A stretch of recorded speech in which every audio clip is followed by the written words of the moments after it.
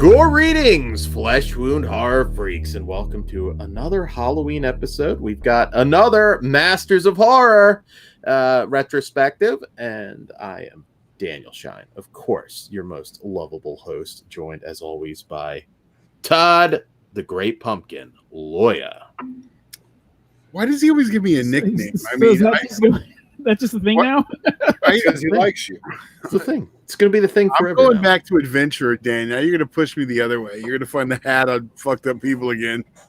Well, that's fucked up. All right. Well, I guess that means hi in asshole. Pugs Dread.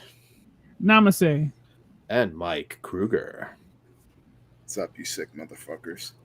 All right. Well, so we're here to talk more Masters of Horror. We've only got one more after this. We've blazed through this this series. I hope you guys obviously go back and listen to all the other ones.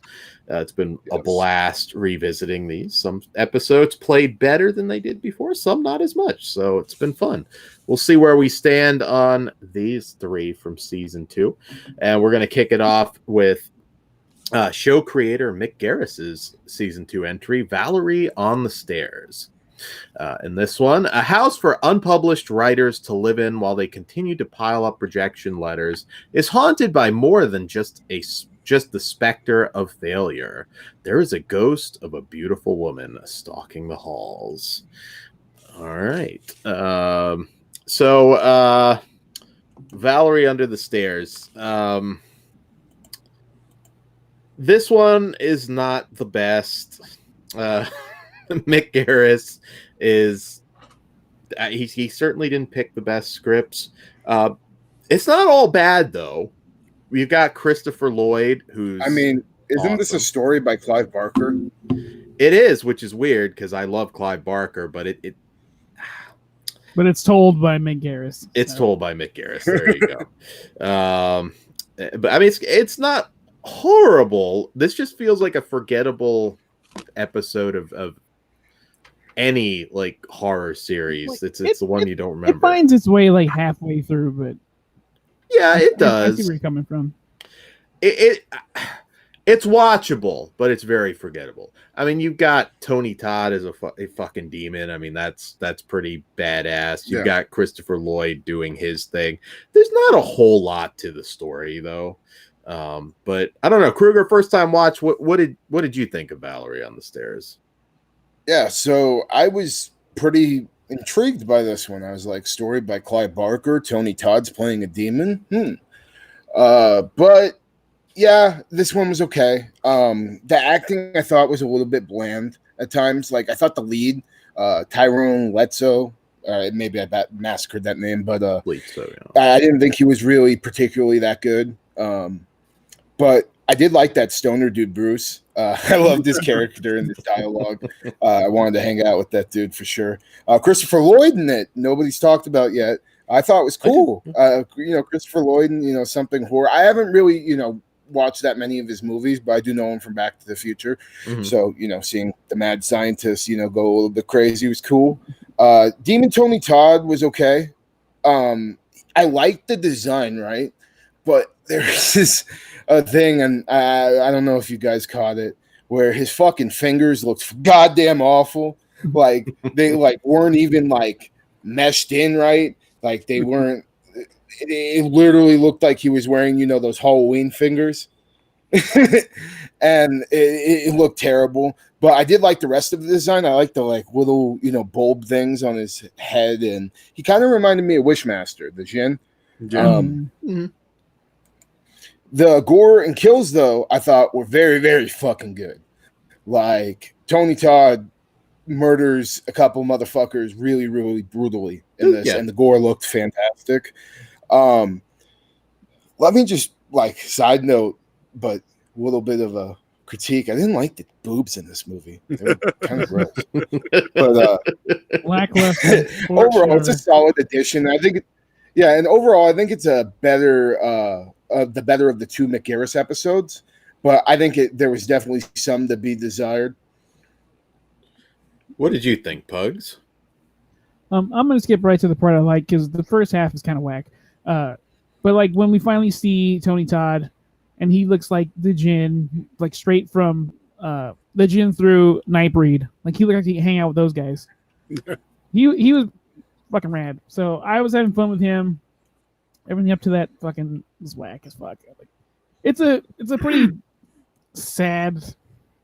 Not the story sad, but I had a sad time. I'm like, it's Clive Barker and Tony Todd reuniting for a story. I should be all about this. It's not Clive's failure, though. No, no. Honestly, it's not really even a failure because it's fine. It's not like a big piece of shit. It's just weak for the series because like everyone else is kicking ass and Mick Garris is over here trying to hold his own, but like he's good. He's just not great. Yeah, just like this movie, it's good, not great. I hated the fucking ending though. When the pages start flying off, like that. Yeah.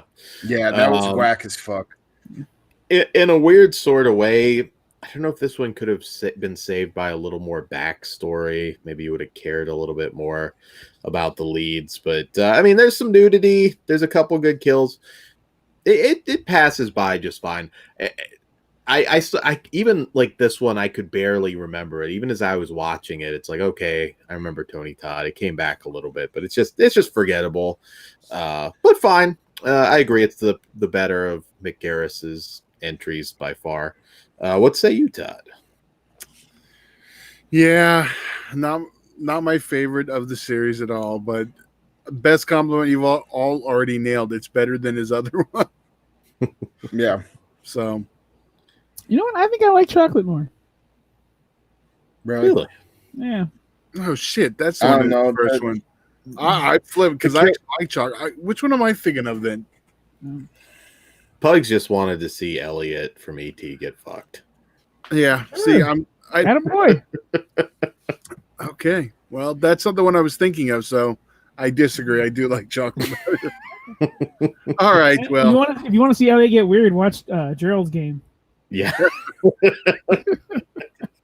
All right. Let's go ahead and rate it. For me, it's a 2.5. It's fine. There's nothing really horrible about it. It's definitely one of the weaker entries. What say you, Kruger? Man, even though I did shit on it a bit, I gotta say that fucking spine out the mouth kill. Yeah. Like that. So that's what saves it for me. It's a 3.5. Right on. Cool. What say you, Pugs? I'm going 2. Okay. And Todd? I'm exactly the same at a 2, just a little below average. Cool. All right, that's Valerie on the stairs. I'm excited to talk about the next one, which we'll get right into. And this one is Right to Die directed by Rob Schmidt.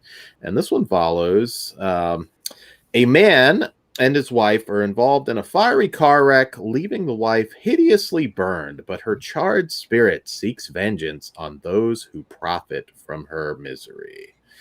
All right. So, Right to Die.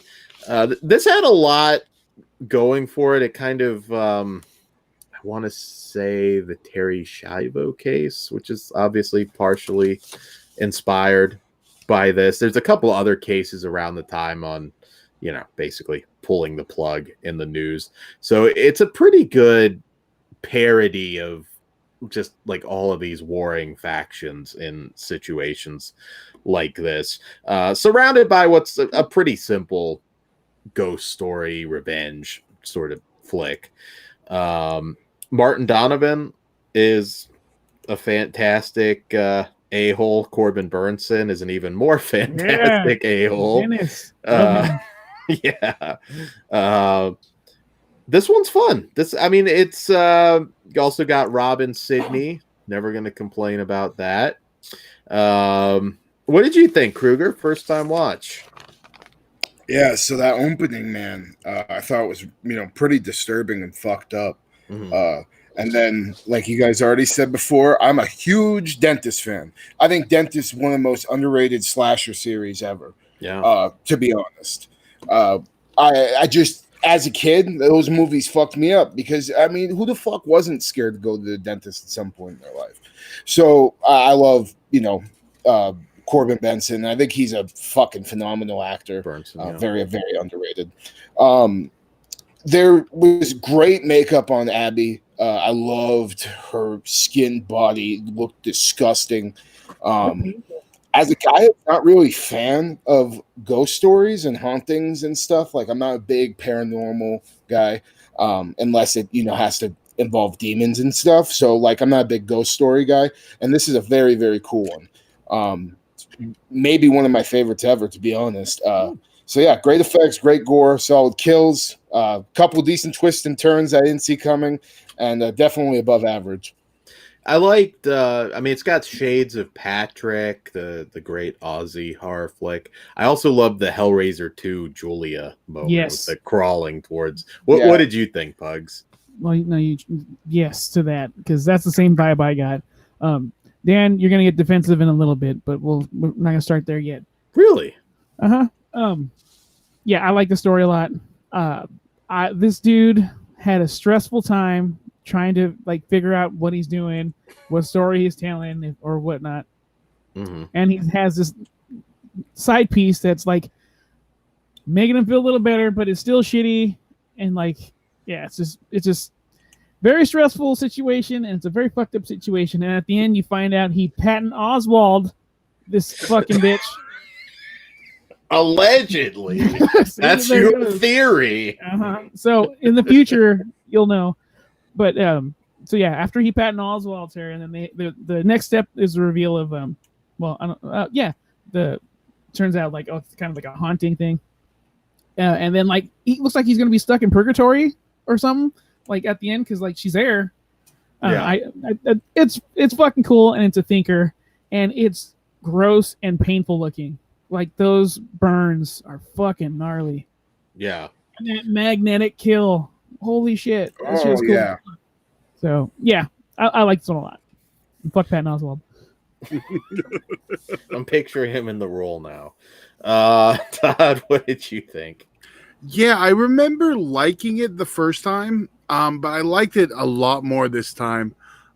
It's aged well. I know Dan already mentioned Robin Sidney. This is like one of her better roles. She can actually act when she doesn't have her handler there. The Lost as well. Jack Ketchum's The Lost. Yeah, another one. But yeah, this is one of the stronger ones of season 2. What did you think, Dan? Well, I said what I think. I was passing it to you, Todd. Okay. I can comment on Robin Sidney's beautiful, luscious smile. That was awesome too. Tips, Dan. Oh, those were great. Those are fucking awesome. So anyways, and it gets pretty this one was gorier than I remembered. I mean, I remembered obviously, it centers on her being burned and everything, but I thought the body parts on the truck and everything. There's even like a tiny bit of humor in there too. Very tiny and very dark, but it is there. You know what? When she's standing straight up and they're like prodding her on that bed strap thing, fuck that! I don't want to be part of that. Just kill me. Yeah. With my right to die. Spoilers for these? I spoiled some shit. Go for it. I was just gonna say, like, fucking like you were talking about when they were like cleaning her wounds and shit. That was so like brutal as fuck. And I love the scene like when the husband like kind of changes his mind if he wants to keep the girl that he cheated on his wife with alive or not, and the skinning scene on her is fucking brutal as hell too. I like the symbolism behind that. Mm-hmm. Yeah, no, it gets pretty fucked up. But I did laugh when he's like stopping because the cars are coming and they just like go by. It's kind of like a oh shit. So let's go ahead and rate it. Kruger, what say you? I'm a 4 out of 5. Definitely a really, really good ghost story, and I highly recommend it. Especially if you're not into paranormal stuff. What about you, Pugs? 4 out of 5 as well. And Todd?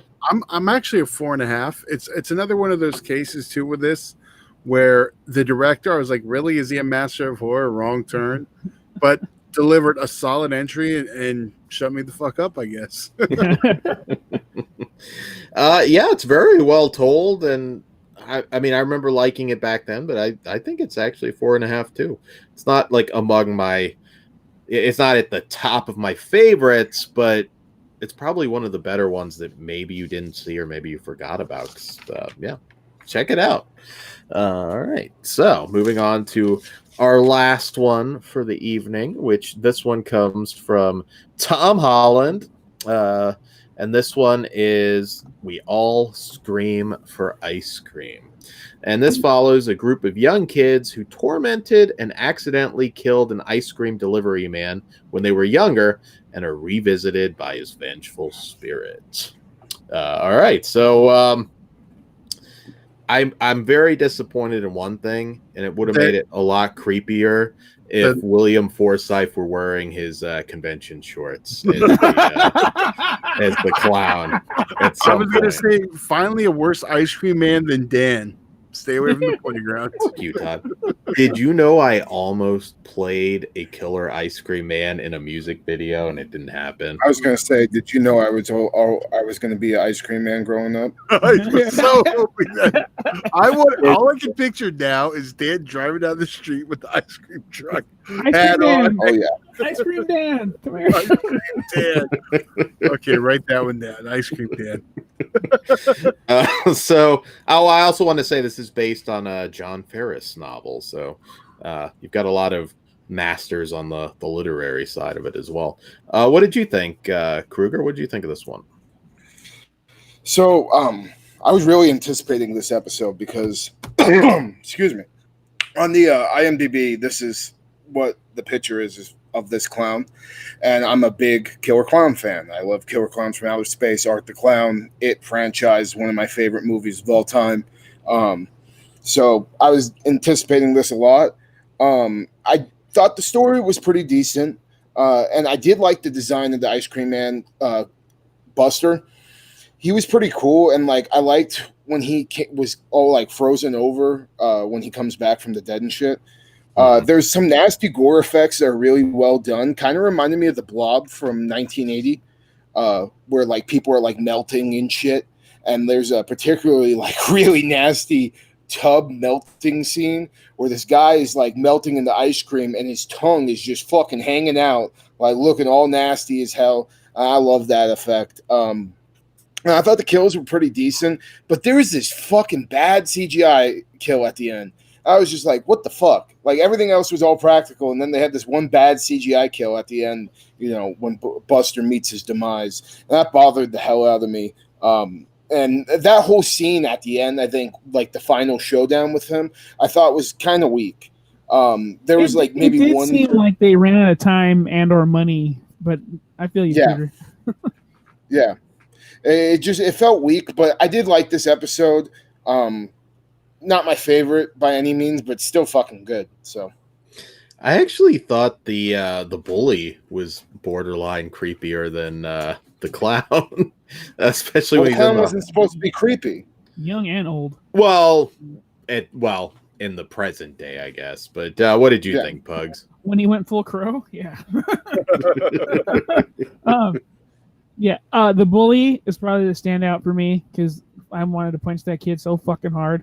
And then when he's adult talking about fucking I cornholed that kid. Oh my God. What the fuck? Yeah. You are a true piece of shit. And if he would have drowned him right there, I'm like, you know what? No one's around. Fuck this guy. But I'm glad he ended up melting and being a fucking delicious soup. I think William did a fucking fantastic job as a clown. He did. I want more of that shit. This did give me some It vibes, and that's not a bad thing. But then towards the end, what turned out to be kind of a bad thing because I wanted more It, more Pennywise. But I wanted more of William Forsythe bringing the pain. Actually, this is another one. I mean, a lot of these are better off at the 50 to 60 minute range, but I don't know. I really would have liked to have just seen Forsythe getting a little more like hands-on revenge and just like really. Same, because I had a lot of sympathy for him because like all he was trying to do is make these kids happy and give them fucking ice cream, and then there's a few turds in the punch bowl, and like the way he goes out is fucked up. Yeah. Yeah. Like, what a group of piece of shit kids. How are you going to commit a fucking murder? Yeah, my bully. No, I'm sorry, but also, dude, that kid's kind of a dumbass. Like, well, your bully's going to be like, hey, fucking, yeah, go fucking, kill this ice cream man. Yeah, I'm going to go do that. Go fuck yourself. Todd, you would have killed an ice cream man. Well, sometimes you got to fucking kill an ice cream man. I know what... the It vibe, it kind of felt like, and I'm going to be very specific on which I'm talking about. Freddy's Nightmares, Nightmare on Elm Street, first episode, the origin story or the prequel, whatever you want to call it. It felt like a cross between that and It. That's what it felt like to me. I dig it. So, yeah, it's. I enjoyed this one. It's worth it for the performance. Lee Tergeson's always good. Probably. Well, Creature from Oz. Yeah, Oz. See, I was going to say Collection. Weird Science, the television series, but that's what nobody remembers the television series, Todd. Dan's just mad because he doesn't own it all on DVD like me. Fuck you, Todd. Bitch. The one thing he doesn't own. I don't own everything. Okay. I don't. He doesn't own that or Saved by the Bell. Yeah, because I'm a 34-year-old man, Todd. Saved by the Bell. Yeah, okay. That's what's stopping you. Okay, it'd be weird if you had Saved by the Bell, the new class, but y'all mean snobs. I do have a certain Dust and Diamond classic, though. Oh, I bet you do. Is it signed? So it is not. Saved by the Smell, was it? Yeah. That one's, of course, 5 stars. But what do we rate We All Scream for Ice Cream? Kruger? I'm a 3.5. Like I said, I liked it, but it wasn't one of my favorite episodes, but solid entry.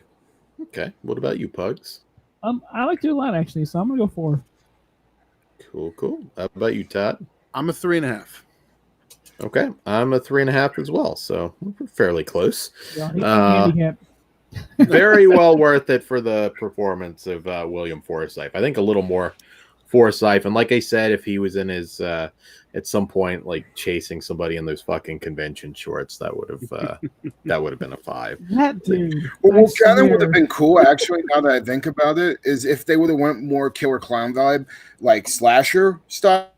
That would have been pretty sick, actually. That may have made the story a little bit better, and just had the ice cream thing just be one of the kills rather than that be everybody's kill.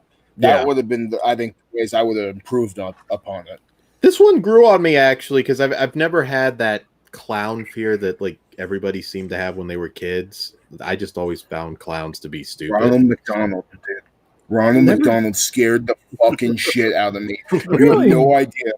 I fucking was so. Well, first off, my dad worked at a McDonald's like his whole life. He was like always like corporate, and so I was around fucking Ronald McDonald. I don't know, maybe one of them fucking touched me or something. I don't know, but it fucked me up from like until I was probably about 10 years old. Oh wow. Okay. Well, Mac tonight that one fucked me up. He made me uncomfortable. He's like Jay Leno motherfucker. Fuck him. Not Jay Leno. Jay Leno's all right. All right. Well, yeah, no, never clowns for me. Never clowns. I don't know. I had a bit of a fear of birds, like flying like at you. Birds, it's weird. Spaghetti. Fucking weirdo. You like the birds? Yeah, that one. No, it doesn't scare me in like a movie or anything, but like a bird like flying at you or something. I don't know. That Fabio story fuck you up? Probably. Well, as a kid though, not as an adult. This is totally like out of left field, but there is a movie. There's a scene, and I know you guys have seen a lot of movies, so now this is reminding me. This is the perfect time to ask you. There was a scene I saw when I was a kid, and it was a movie where a fucking bird, and I think it was green, and it was like a pet bird, went and like ripped somebody's eye out, and it fucking freaked me the fuck out. I don't know what movie it is, but I can never find it. I used to think it was The Birds, but it's not.